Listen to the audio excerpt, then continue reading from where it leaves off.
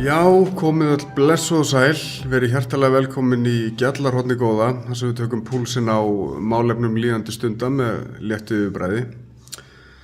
Ég heiti Hrafn Haraldsson Dungal, með mér er sestur Magnús Benditsson, við erum stjórnarmenn í Heimdalli og SÚS, og hann er sestur hjá okkur hann Brynjar Níelsson, þingmaður Sjálfstæðisflokksins síðan 2013 og lögmaður með meiru.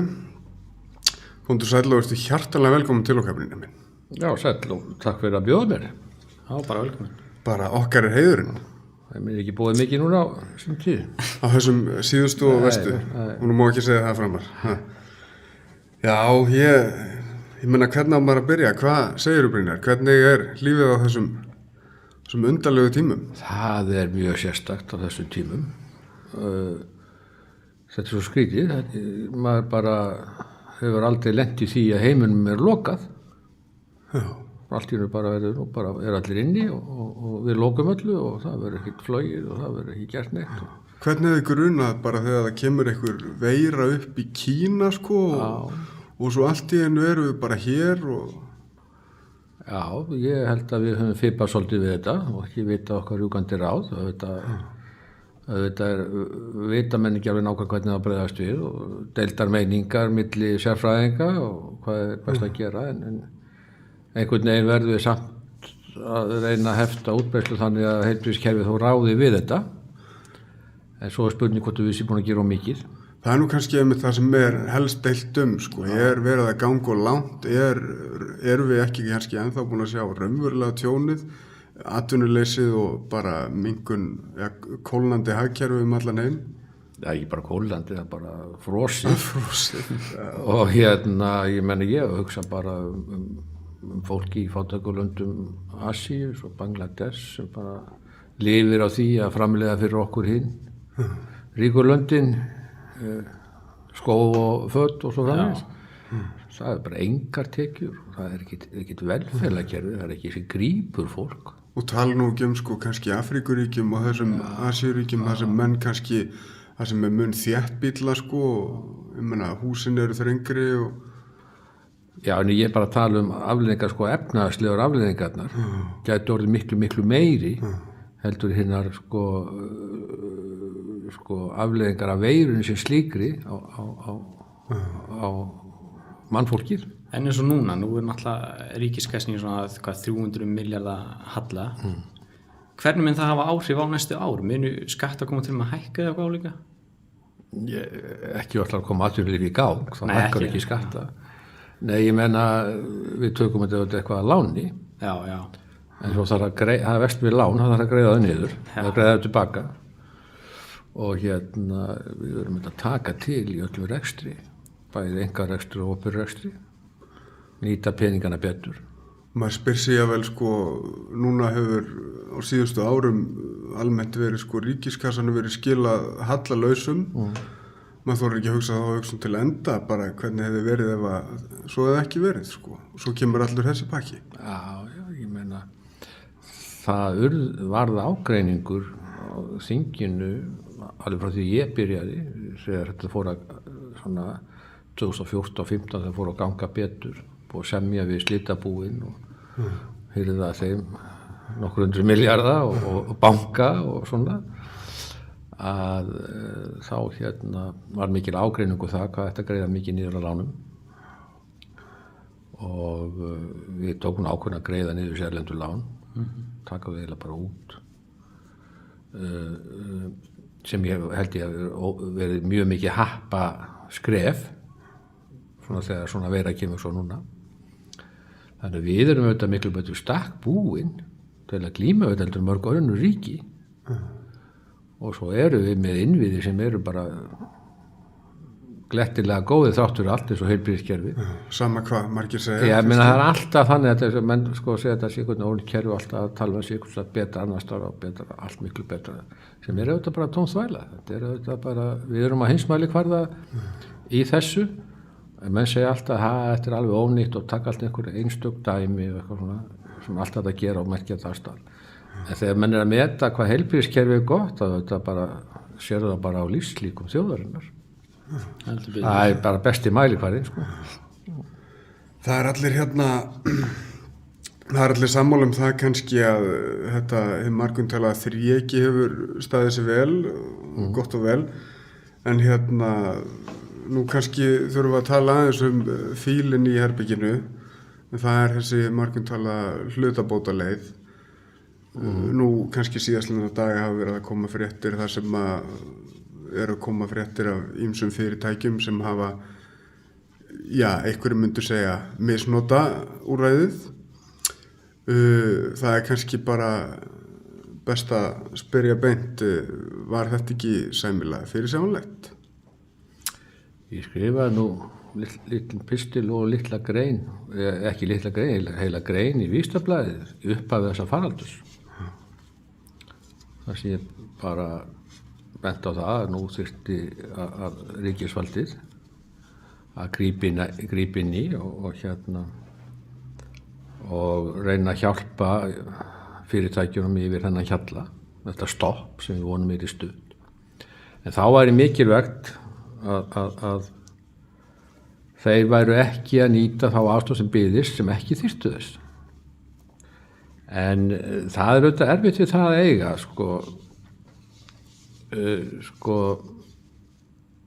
þetta er auðvitað allt hugsað til þess að halda störforum, þannig að þetta er auðvitað allt hugsað á endanum almenning, það snýst allt almenning. Þetta er ekki bara einhver fyrirtæki versus almenningur, eins og sumir tala. Eins og sumir segja. Það snýst auðvitað bara allt almenning og forsenda þess að hér sé bara einhvern velferðarkerfi og einhver verðmætasköpun og almenningur hafi það sæmilega gott, er öflugt atvinnulíf. Og þegar það verður allir bara stopp, það er bara búið að loka heiminum og það var allt stopp, þá er byrjun hvernig höldum við þessu, hvernig höldum við fyrirtækjunum þannig að þegar birti til að þau séu bara til staðar. Og þá náttúrulega eru að ræða svolítið almennar aðgerðir, þannig að sumir segja ok, þetta er fyrirtæki sem er kannski greitið sér einhverju milljarða í arð fyrir hálfu ári síðan, þeir eru ekki að fá. Það er erfitt til þetta að eiga. Því að fyrirtæki segja ok, það er allt í lagi, við þurfum enga hlutabótaleið, við segjum það bara upp. Þannig að það kemur kannski höggið kemur þá ekki endilega fyrirtæki heldur bara á starfsmennina. Þannig að þetta er ekkert einfalt og ég held að menni að bíða með alla sleggjudóma í þessu. Við erum búin að auðvitað í efnahagsvísindum og fjárlaganefnd verið upp fyrir haus að reyna að finna einhverja leiðir þar sem við náum þessu markmiði. Man má segja að menn hafi verið dag og nótt við þetta í margar vikur. Verkefni sem er yfirþyrmandi og veist ég aldrei hvort þetta gera nákvæmlega rétt. Við vitum heldur ekki hvað það eru langur tími og við verðum bara að vona að við verðum bara í þeirri stöðu þessu léttir að við verðum fyrstir til að rífa okkur upp af öllum þessu löndum og við höfum möguleika á því held ég. Það má kannski segja að það sé í raun þá illskárri kostur að einhver fyrirtæki, ef maður er ekki með betra orð, misnoti hlutabótaúrræðið gegn því að starfsfólki haldist þá í vinnu frekar en ef þau væru ekki að fá þetta úrræði og myndu þá grípa til uppsagna. Já, ég myndi ekki nota orð misnota, annarkvort eiga með rétt á því ekki. Það er bara skilið í lögunum. Ég meina, þú getur haft ykkur á skoðun að því að sumir ættu ekki að fá þetta úrræði. En ok, þá bara bregðast við. En var það ekki einmitt punkturinn? Þetta voru almennar aðgerðir, og þar leiðandi verður eitt yfir alla ganga saman hvort þeir greiddu sér milljarða í arð eða hvort. Nákvæmlega. Það er þetta bara vandi sem við erum að glíma við. En við verðum samt svolítið að höfða til okkar allra, að þeir sem geti taki meiri skella á sig en aðrir. Svo hafa menn líka áhyggjur af því að þegar verið að styrkja suma meir en aðra, að þá svo þegar þessu léttir, að þá búið að skekkja samkeppnisstöðuna. Já, eins og þess vegna er svolítið mikið að aðgerðirnar séu almennar og þannig að þeir geti líka nota sem kannski þyrftu ekki jafn mikið að nota. það er alveg sama hvað við hefum gert. Það verður ekkert fullkomið í þessu. Það verður alltaf einhver sem hefur einhverja skoðun á þessu, þetta ætti að vera öðru í sig, þetta verður ekki alveg sanngjarnt. Við bara getum ekki ráðið alveg við það, sko. En það eru einhverjar hólur í þessu lögum, tala nú ekki eins og einhverjir lefðu kannski sér að túlka þau fyrst sinn þegar menn voru kannski farnir að nýta sér hlutabótaúrræðið en samt að segja upp fólki. Já, ég meina, þetta var svona ákveðið vandamál, ég meina, stundum bara sá með fram á það að þetta hlutabótaúrræði myndi ekki duga þeim, sko. En við verðum auðvitað, sko, allt svona þegar við erum í svona miklu vanda, vitum ekki hvað gerist og erum að reyna að búa til einhverja löggjöf og reglur kringum þetta þannig að þetta komið sér sanngjarnast út. Við lendum alltaf einhver staðar í hólum í veginum í því og við reynum bara að leiðrétta það eftir svona megni. Það verður ekki fullkomið, ég get að lofa því. Það er bara svoleiðis.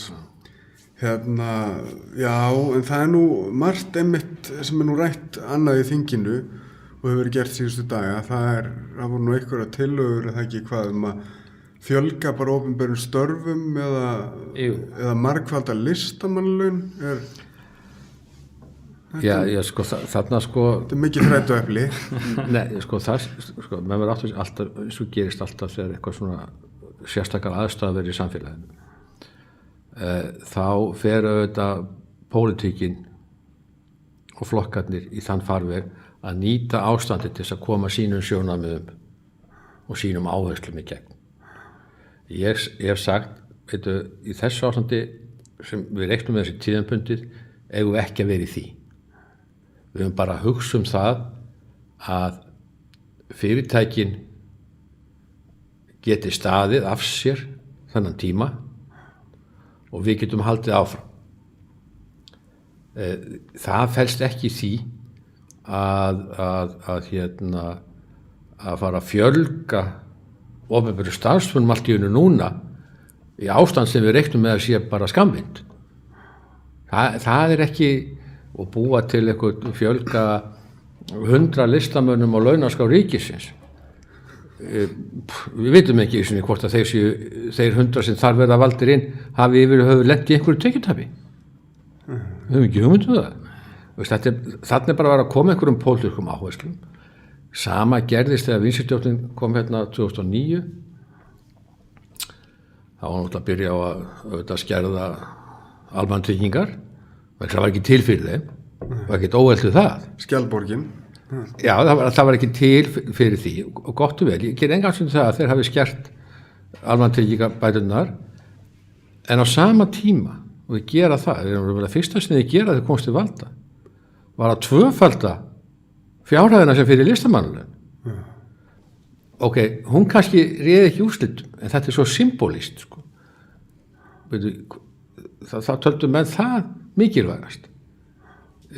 Svo veit ég aldrei almennilega hver er listamaður og hver er ekki, en gott og vel. Sko, ég er ekkert á móti því að styðja listina og menninguna. En mér finnst það alveg fráleit aðferð að setja menn á launaskrá. Það gerir þetta engin önnur þjóð. Erum við eina þjóðin í... Ég held að sem alveg örugglega eina þjóðin sem gerir þetta. Það er svoleiðis. Já. Það er nú einhverjir sem haldaði fram að ef við styrkjum ekki listir með beinum sköttum eða svona á launaskrá að þá bara verði engin list. Þá væri hvergi annar stað, sko. Nei, ég sé alveg fyrir mig styrktarsjóði sem menn geta sótt í sem er að fara að gera eitthvað verk eða eitthvað. Já. Eitthvað svona sjóð þar sem menn er að setja upp málverkasýningu eða búa til eitthvað tónlist, tónleika og svo framvegis. En það setja bara hérna einhverja menn sem sko, svo ráðum við ekki, svo bara kemur einhver nefnd sem segir, Jón og Gunni og þeir verða í þessu, sko, og þeir verða bara alltaf, sko, alveg, þó þið skrifi ekki einustu bók eða máli ekki einasta verk, sko, skiptir einhver máli, og sér, þetta system er auðvitað, sko, galið, það er ekki flottnar að það. Hvað er þetta marga milljónar ári sem fer í listamannlaun? Er þetta ekki 320 eitthvað? Já, ég held að sé, það er 300 eitthvað milljónir sem fari í þessi listamönnum, svo eru alltaf heiðurslaun sem eru 25 menn í sem er með 400 eitthvað rekni, 25 sem er 400 eitthvað á mánuði, hvað er það mikið á mánuði? Já, 100.000. bara... Þetta eru einhverju 100 milljón ári líka. Já. Það er einmitt svona í kannski samhengi hlutana, það voru nú kannski stærri upphæðir til að rífast Já. menn eiga nú óttalega miklum tíma í þetta tildægna efni með við hvað þetta er nú kannski lítil upphæð í samhengi hlutana. Ég held að við Íslendingar sko leggjum hlutu alla af útgjöldum ríkisins mjög mikið til lista og menninga. Það er hérna... Og ekkert að því, en ég er bara að gera aftursendu hvernig þetta er gert. Og að þetta í hug að við þessar aðstæður eitthvað tíðanbundið ástand að fara að fjölga þeim og svo sjálffræðingu hjá hinu opinbera og kennur hjá hinu opinbera og einhverju svona hjúkrunarfólki hjá hinu opinbera og heilbrigði starfsfólki og svo framvegis. Það er auðvitað ekki það sem við eigum að gera akkurat núna. Það getur verið eitthvað pólitískt markmið okkar síðar, sko. Já, gott og vel. Þá kynnu kannski einhverjir að segja ok, nú á 2 metra regluna verið gildi út árið, listamenn Hún er ekkert í gildi, það fer enginn eftir henni. Hún er auðvitað bara til viðmiðunar. Það er bara verið að segja okkur, passið ykkur. Við getum aldrei mælt þessa 2 metri. Þannig að við gætum sagt til tónlistamenn þið með alveg halda tónleika. Það ekki bara séns? Ég meina það er auðvitað erfitt að halda tónleika sem allir eru í kassu, sko. En menn geta auðvitað sagt, sko,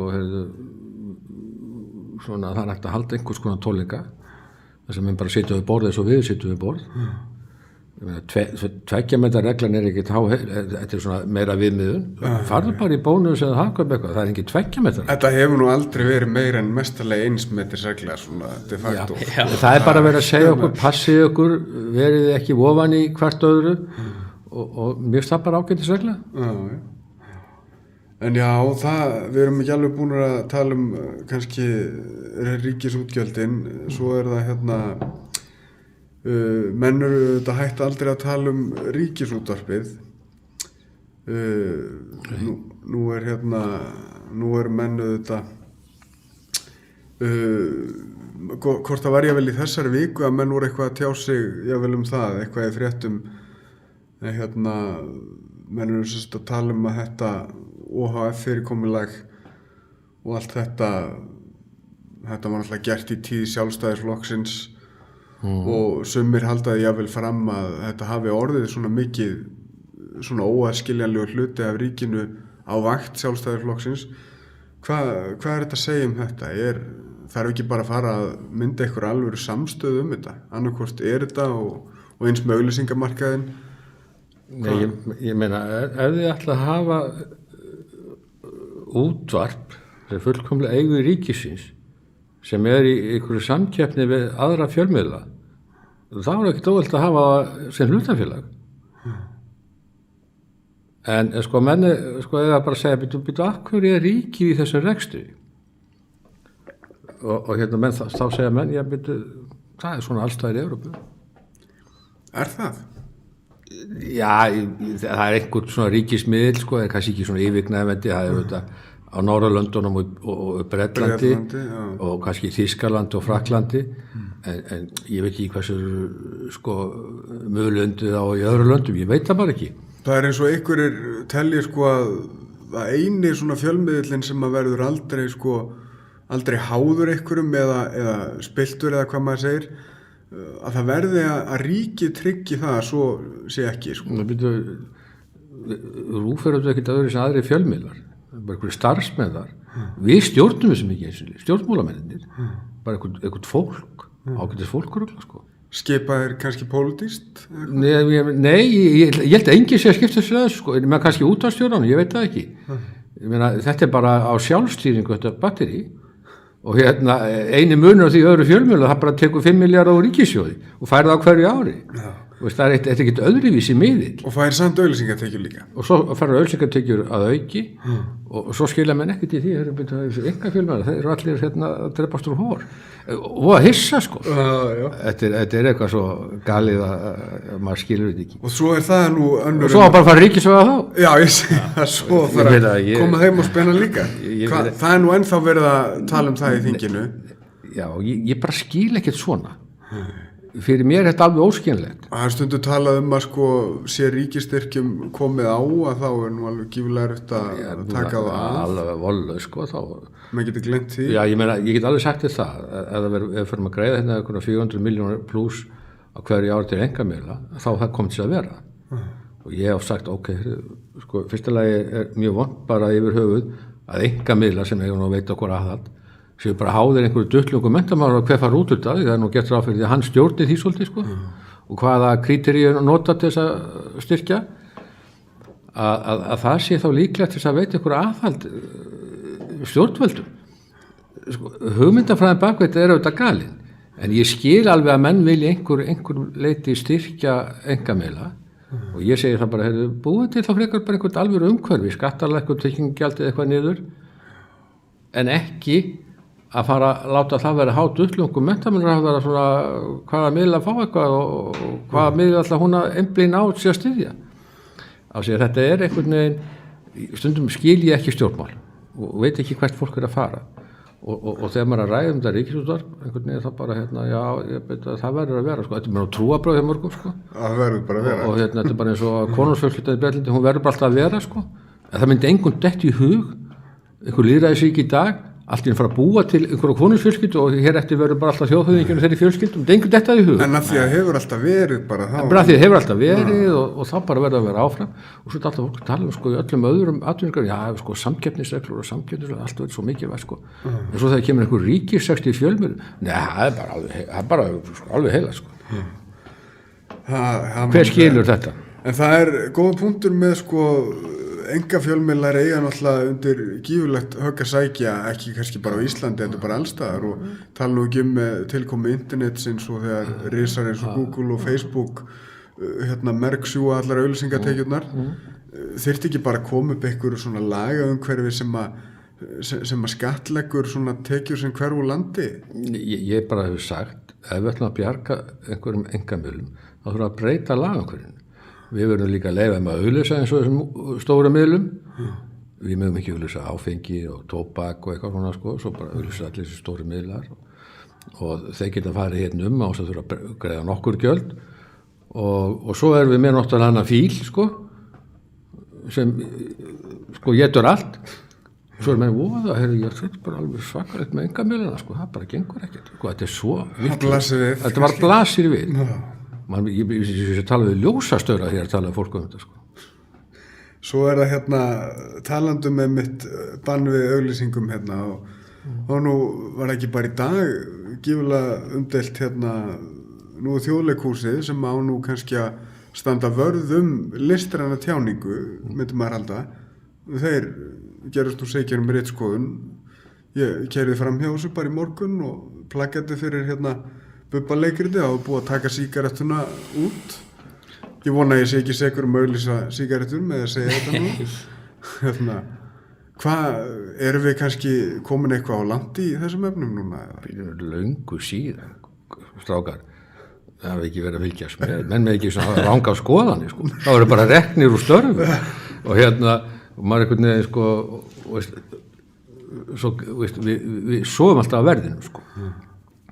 Það er einhvern veginn svo innbyggt í mannskepnuna, það er eitthvað sko, einhver rétt hugsun á hverjum tíma alltaf.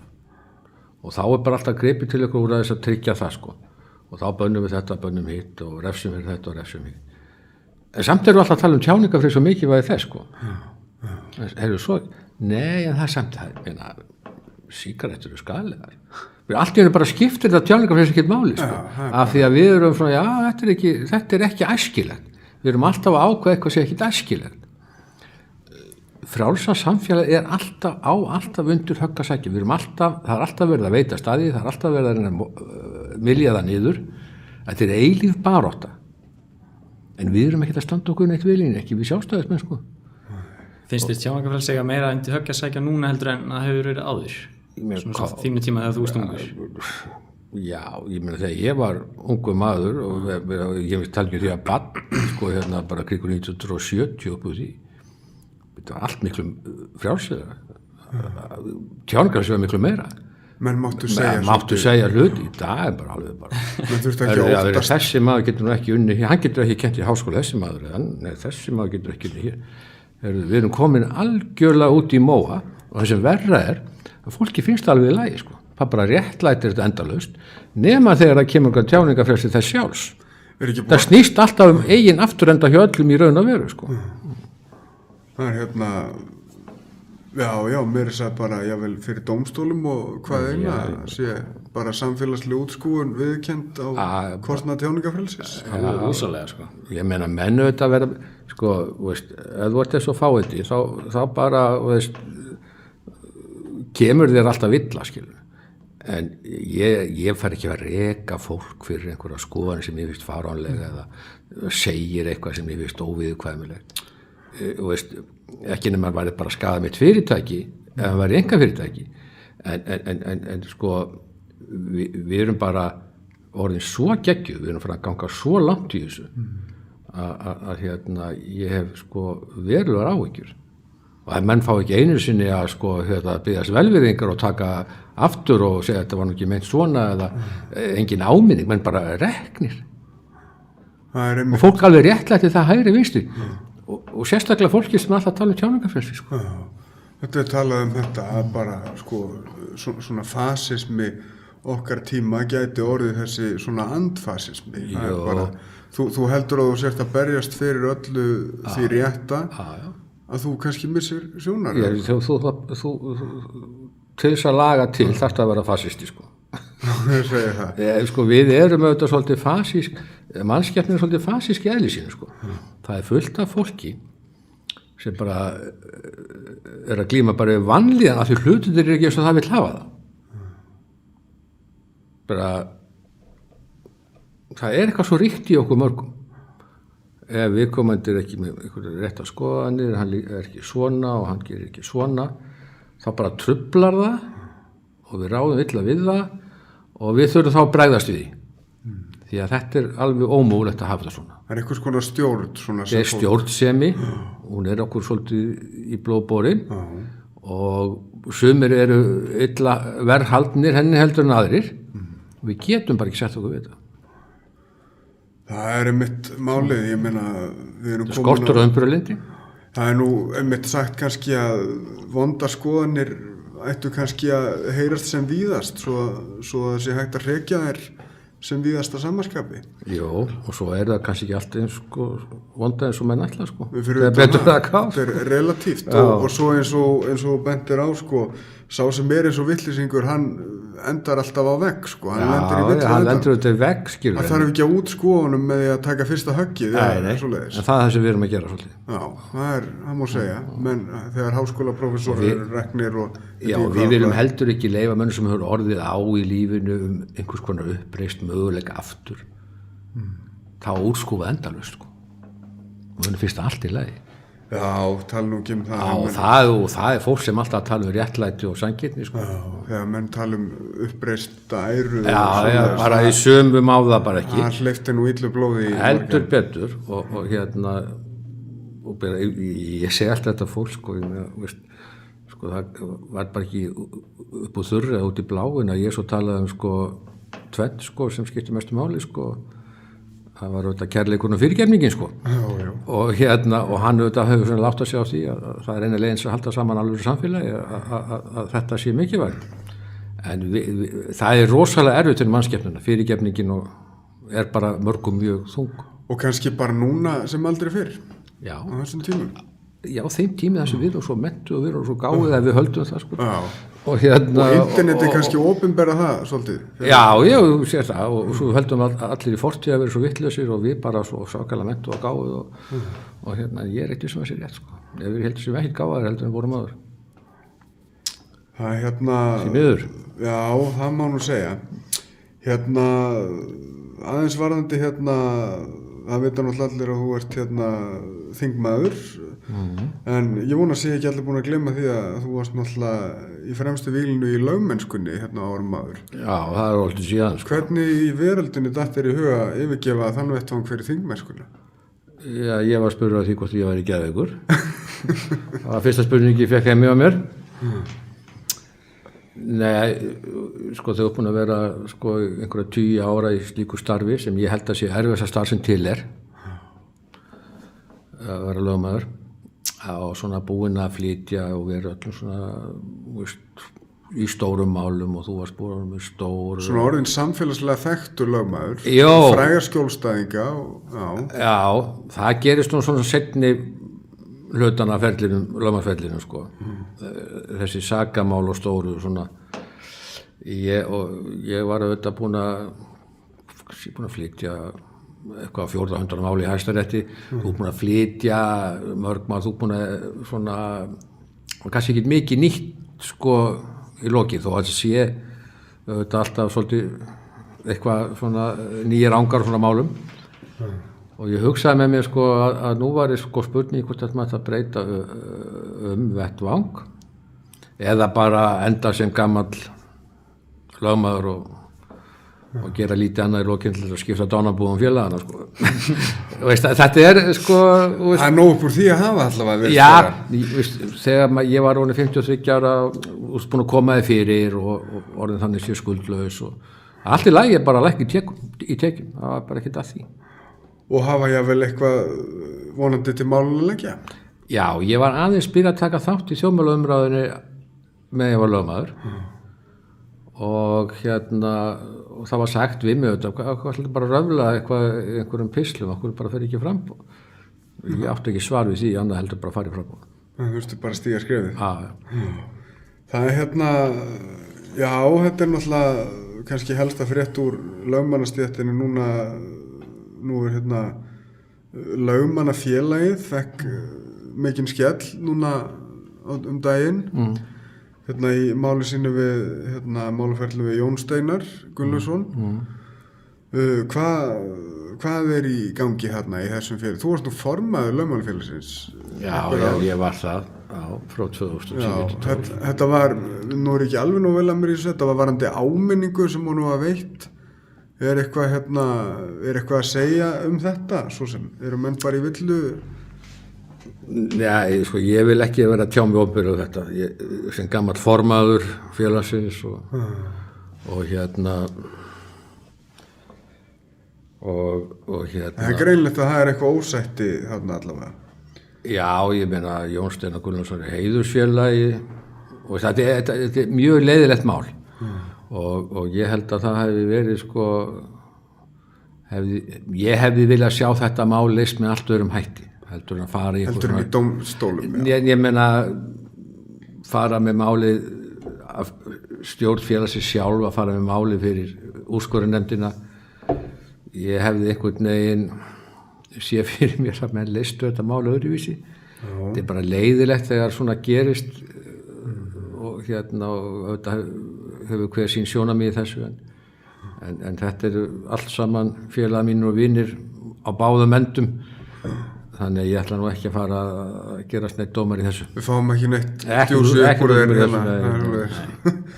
það er í sambandi við lögmennskuna kannski aðeins nú er mikið talað umboðsvika ákvæðið það er svolítið deilt er búið að teygja það svolítið út og þá vísa menn gjarnan til svokallarar hrundóma hvað á nú síðast sko sem sýndist þau verið eitthvað að deila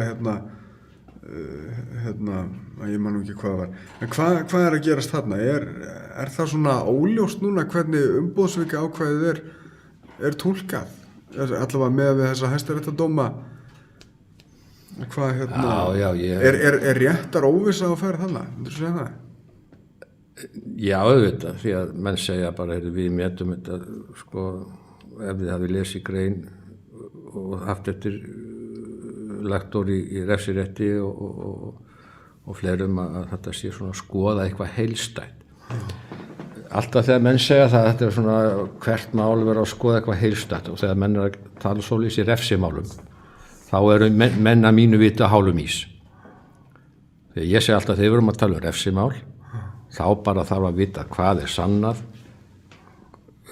skýrt lagaákvæði hver er refsiverða háttsemi, ekki vera að segja, já, við erum að skoða þetta svona einhvern veginn í heilsinni. Auðvitað túlkuðu menn þetta umboðsvika ákvæði eftir hrunið með öðrum hætti heldur en það hefði verið gert áður. Það er alveg augljóst, menn bara sögðu, þetta væri bara allt of mikil áhætta, það væri 48 og það bara svona dugði til þegar allan að þegar hendaði í mörgum þessum málum. Ég tel að dómstólarnir hafi gert mikil mistök í þessu og ekki tuksa þetta lengur. Þið munið þetta alveg bara hvernig umhverfi var í kjölfar hrunsins. Stundum sagt að dómstólarnir hafi sveiflað svolítið með vindinum í samfélaginu? Ekki bara dómstólarnir, það er búið til sérstakt ákæruvald til þess að ákæra í þessum málum. Og menn gengu þetta mjög langt í því. Foster hafa sagði, það verður ekkert sátt í þjóðinni nema þessi menn látnir bera refsiábyrgð. Það var bara sagt, löngu áður en fyrsta málið dæmt. Menn eru þetta kannski búin að gleyma þessu, en það verður svona hugafar í landinu. Og mönnum finnst við þessar aðstæður að þessi bankamenn hafa hagað sér óeðlilega og svo bara getum við fundið hér eitthvað ákvæði sem við getum teygt þessa háttsemi undir. Það er bara það sem gerist. Þetta er ekkert nýtt í sögunni, sko. Nei. En er ekki æðsti dómstóll landsins, var hann bara í villu þarna? Nei, sko, ég finnst að hafa gert það í þessum málum, já. Sko, mörgum þessum málum, ég er ekki að segja endilega alveg öllum. Fjölmörg málum? Já, fjölmörgum málum og ég gagnrýndi á sínum tíma og ég meira sér að vara við í grein í Fréttablaðinu 2009. Ekki dómstólinu þurfa að vera klettun í hafinu, ekki sveiflast með sem er að gerast. Og ég veit alveg að segja það, ég var fyrir miklu vonbrigðum, fannst þér ekki standa í lappirnar. En það var auðvitað ákveðið ástand í samfélaginu og ef þú fer svona yfir mannkynssöguna. Svo er einmitt talað sko að dómstólarnir séu kannski svolítið svona, hvað maður að segja, ósnertanlegir varandi gagnrýni. Það nú ekki margir, sérstaklega ekki lögmenn sem eru undir þeirra, hvað maður að segja, miskunnkomnir sem þora að gagnrýna á mikið. Það er helst kannski einn bara? Nei, ég held að menn sé, sko, það er allt í lagi að gagnrýna, skiptir þetta máli hvernig það er gert, það er alltaf málefnileg gagnrýni. Og hún ekki persónu að gera dómana, ég er nú kvæntur einum, sko. Og sko, dómarinn er að reyna að gera sér besta. Þeir eru auðvitað við erfiðar aðstæður og sum mál eru auðvitað bara flókin og erfið. En menn verða auðvitað, sko, mér finnst sjálfum, sko, að menn séu farnir að gera svolítið lítinn mun á meðferð einkamál og meðferð sakamála. Fyrir mér er þetta svona gjör ólíkt vegna þess að alltaf þegar við ætlum að láta menn sæta einhverju, sko, refsiábyrgð, þá þarf ég alltaf að vera alveg kýrskýrt og vel sannað og engin svona, ekki einhver svona flókin túlkun á ákvæðið þýðir, sko. Og menn svona einhvern veginn svona, og sönnunarbyrðin alveg ljós hvar hún liggur svona. En mér finnst svona, en í einkamálum getur alveg svissa þessu öllu saman til og metið þetta með allt öðrum hætti. Og mér finnst þess að búið að svona færa það svolítið yfir í sakamálun að hluta. Og hef haft áhyggjur á því mjög lengi, en mér sýnist Landsréttur ekki gera það. Mér sýnist Landsréttur hafa mörgu leyti staðið sig mjög vel og í lappirnar þegar kemur í þessu sakamálum og sýkna þegar það einfaldlega telja ekki sannað eða laga ákvæði sé ekki nógu skýrt hennar refsiverða verknað. Og þannig að mér finnst þeir hafa að byrja vel, sko. Það var greinilega þörf á millidómstíð. Já, nokkuð ljóst. Já, ég er búin að tala og margir fleiri er búin að tala fyrir þessu áratugi saman og en ok, hlutinir það gerist ekki alltaf hratt, það tekur allt tíma og svo sem allir sammála þetta þyrfti að koma og alltaf spurning hvernig er rétti tíminn og hvernig gerum við þetta er nú ekki einfalt í framkvæmd og svo framvegis. Við getum auðvitað að tala lögfræðina í allt kvöld hérna. Ég er alveg dottinn út úr henni, ég get ekki, sko, leist, ég vísu ég er búin að kenna síðan, sko, meira og minna síðan 12 ár líka, örlítið, en svona, ég er ekki sem ég myndi funkar ef ég dytt inn í lögmannstar núna. Nei, þú myndir ekki snúa aftur til lögmennsku. Nei, menn vil bara horfa með hvað bjálfið er þetta, komið inn í lögmennskuna, sko. Já, þú dettur úr rithmanu, þú dettur úr þessari hugsunaði, sko. Já, það ekkert orðið, þú ert ekkert að bugast í þinginu og langar aftur í réttarsalinn? Nei, ég fer auðvitað aldrei aftur í lögmennskuna held ég og en ég get alveg samt sagt að stundum ég að bugast á svo þingmennsku og þú veist, standi einhverju sko, tilgangslausu þrefi sko, stundum en ég meina ég auðvitað reynir stundum bara þegar þetta mest í þingeti að reyna bara að skemmta með þetta einhvern veginn. Ég segi það. Nú var frumvarp bara hvað er fyrra þetta að gera varandi atvinnuleysisbætur hjá stúdentum. Var ekki rétt sem Sjálfstæðisflokkurinn og Framsókn og einhverju Vinstri grænu kusu gegn því? þá fór ekki í gegn eða nokkuð? Nei, meiri hlutin var búin að setja upp ákveði prógram svo kemur alltaf meiri hlutin með einhver yfirbóð. Þetta er allt stýst yfirbóð. Sumir eru bara í pólitík sem er yfirbóð og það var gaman að sjá einn þingmann samfélgirna sko þarna sko þetta gerir hérna, það er ekkert mikið, það er bara 5 milljarðar sko. Svo hlustar ræðum áfram, svo er annað hérna, það er 10 milljarðar, hvað er það með við heildar? Og svo þegar maður dráði það saman, þá voru það 600 milljarðar sko, sem maður vildi bæta við sko, eða eitthvað. Og veist, menn tala svona, þetta er allt einhver svona sýndarmennska og yfirboð og það er það sem truflar mig mest í íslenskri pólitík. Mér er alveg saman þó menn hafi algjörlega allt aðra hugmyndafræði en ég hvernig þjóðfélagið er og ætti að vera. En öll þessi sýndarmennska og þvæla sem allir blasir við að því menn alltaf tala inn í einhvern hóp það fer alveg með mig sko. Það er eins og segir þegar það er kannski svona ófremdar ástand þá kemur tími fyrir sýndarmennsku pólitíkina. Já, sumir eru bara svo fastir í það þarf ekki ófremdar ástand til sko. En þetta er góður punktu þegar maður ekki varandi sko þetta stúdendafrumvarp þeir hafa nú verið duglegir að tjá sig á samfélagsmiðlum þeir hafa voru svolítið eftir í þessum aðgerðapökkum ríkisstjórnarinnar. Já, það eru margir sem hafa orðið aðeins eftir, ég meina menn segja að það, leigubílstjórar segja, heyrðu byrju 80% tekjufall. Margir orðið fyrir einhverju tekjufalli. Er engin hlutabóta? Jú, nú þurfum við að reyna að velta fyrir okkur, að þetta snýst allt það að við getum ekki látið allir bara halda nákvæmlega sem við kjörunum sko. Við þurfum einhvern veginn að tryggja það að menn hafi þó einhverja lágmarksframfærslu að því við reiknum með þessi stuttur tími. Þannig að við þurfum að grípa fólki á þessum tíma.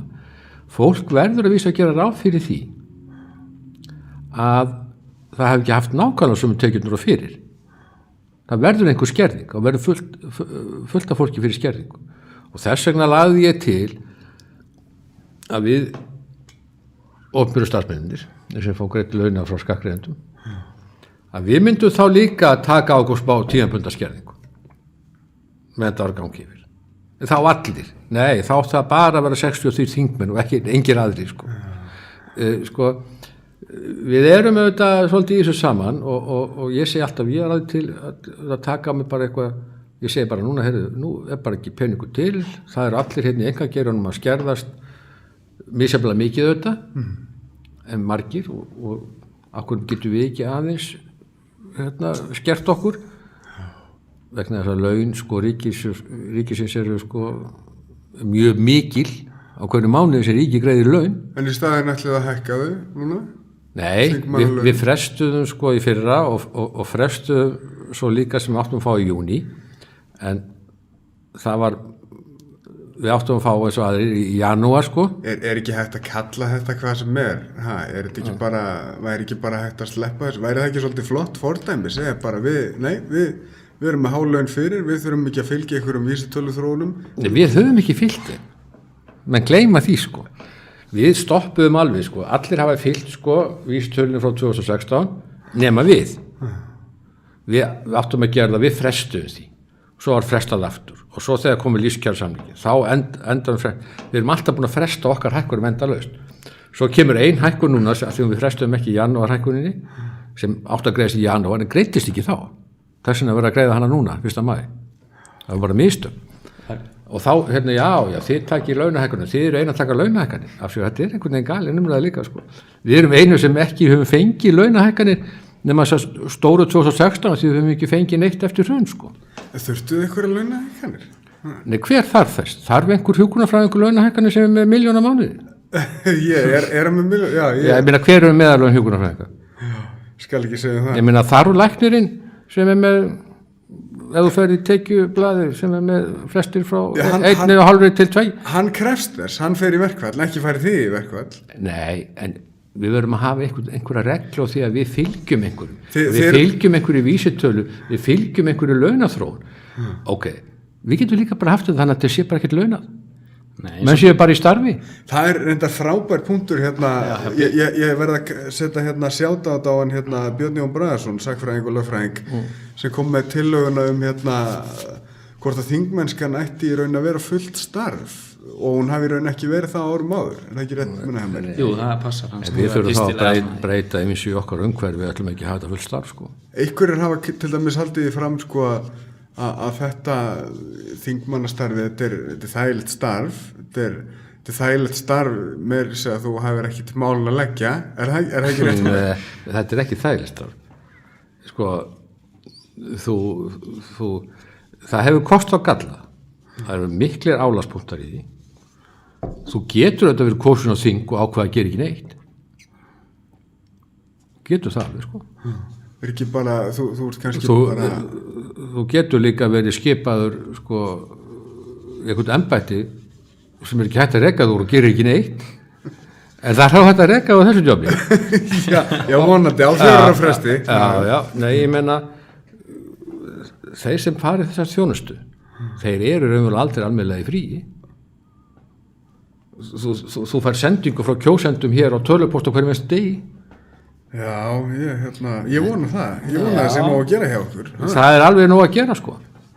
Og hérna, þannig að ég, sko, sjálfur, sko, ég get alveg fullyrt við ykkur það, að það eru sennilega fáir og jafn lélegu tíma að kaupa á ráðherra á Íslandi, sko.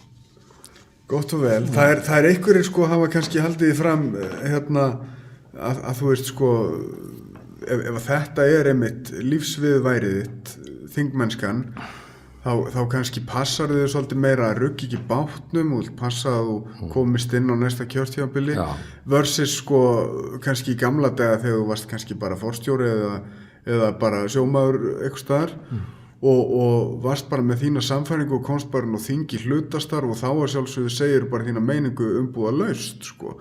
Það er kannski spurningun hagsmuna áreisturinn einhvern veginn. Þú er meiri hagsmuna að halda djobbinu heldur en actually að vera í pólitík. Já, hérna komstu nú á góðan punkt, sko. Mjög góður. Já, hann er mjög góður. Ég hérna stundum strítt félögum mínum á þinginu, sko. Að ég auðvitað upplifi það alltaf að menn er að hugsa endurkjöru eftir 4 ár, sko. Þetta er alltaf mjög ótryggt starf. Og þess vegna ég segi, sko, ef þið ætla að fá alvöru fólk sem gefur sér kost á í þetta, þá þurfum þetta launin að vera sæmileg, annars færðu ekkert fólk með reynslu nema bara einhver svona gæja eins og ég sem var að horfa leiðinu á eftirlauninu eða eitthvað, sko. Skilurðu, þú þarft að fá reynt fólk úr atvinnulífinu, reynt fólk úr menntakerfinu, það er ekkert að fara í eitthvað svona, sko, drullumall fyrir 1100 skallin, sko. Það er bara ekkert að því. Og hérna, en vandamálið þetta samt að sumir eru svona, er að reyna að verða, sko, atvinnu stjórnmálamenn, atvinnu pólitíkusar. Þeir þurfa alltaf að vera að hugsa endurkjöru. Þeir eru nokkrir eins og leiðis. Þess vegna eru aldrei erfiðar ákvarðanir teknar sem sæta andstöðu. Það er alltaf átti bíða. Það tekur engin alvöru slægi heldur lengur í pólitík. Það má ekki rukka bátnum. Það má ekki rukka bátnum. Og þetta er nú kannski ennþá það er helst kreppu til þess að maður getur leyst sér það, sko. Það er kannski ennþá verra ástandi hvað þetta varðar í borginni þegar þrætueplið er hver ullaði á hvern og eitthvað, þetta í hvað. Já, ég meina það er stundum svolítið villist á þinginu, ég er ekki viss sé meiri heldur en í borginni, sko. En þið vaknið allavega á morgnana og svona, þurfa borgarfulltrúar að gera það? Er ekki bara 1 fundur eftir hádegi í viku? Jó, ég meina við erum, sko, með nefndafundi alla morgna. Ég segi það, sko, þið allavega gera það. Og svo kemur þingfundur og þeir eru oft framöndi miðnætti og stundum alla nætur, sko, og ég þurfti að sitja í forsætisstól, sko, nótt eftir nótt. og hefði það verið á einhverjum yfirvinnum taxta þá hefði fengið þokkalega laun. Þá hefði nú verið einhver fréttin um það, Já, nei, sjálftöku frétt. Nei, það er bara einhvern veginn þannig mórall í þessu samfélagi að það er bara eitthvað sem kemur að stjórnmálamönnum, það er einhver spilling og það á að lækka launin þeirra og það er allt ómögulegt. Þetta er samt fólk sem er bara í þjónustu, hefur búið sér fram og er tilbúin að leggja eitthvað á sig. Við getum haft einhverja skoðun á hugmyndafræðir og svo framvegis. En þessi neikvæðni tala allt niður, fólk er bara að skjóta sig í fótinn með því.